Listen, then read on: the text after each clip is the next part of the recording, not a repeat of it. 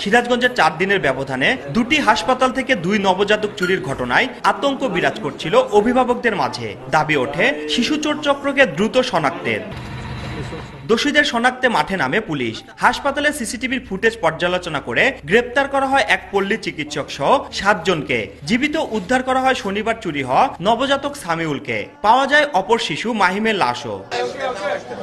এ নিয়ে রোববার সকালে সাংবাদিকদের মুখোমুখি হন জেলা পুলিশ সুপার হাসিবুল আলম। জানান কোনো সংঘবদ্ধ চক্র নয়। পরপর 2 নবজাতক চুরি করেছেন আলপনা বেগম নামে এক নিঃসন্তান নারী। প্রথম চুরি করা শিশুটি মারা গেলে তিনি দ্বিতীয় শিশুটিও চুরি করেন বলে জানান পুলিশ সুপার।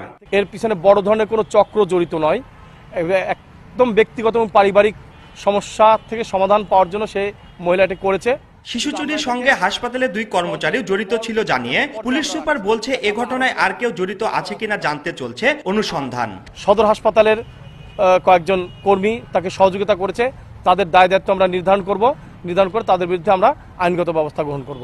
এদিকে শিশু মাহিমের মৃত্যুর ঘটনায় দোষীদের দৃষ্টান্তমূলক শাস্তি দাবি করেছেন স্বজনরা। মৃত সন্তান পেয়েছি, তবে এর আমরা চূড়ান্ত, আমার অন্য কোনো দাবি নেই, আমার চূড়ান্ত বিচারের জন্য এটা আমরা পাই। এর আগে গত 24 ফেব্রুয়ারি সিরাজগঞ্জ সদর হাসপাতাল থেকে চুরি হয় মাহিম নামে এক শিশু। তারপর শনিবার একটি বেসরকারি হাসপাতাল থেকে চুরি হয় সামিউল নামে অপর শিশু। রিঙ্কু কুন্ডু, সময় সংবাদ, সিরাজগঞ্জ।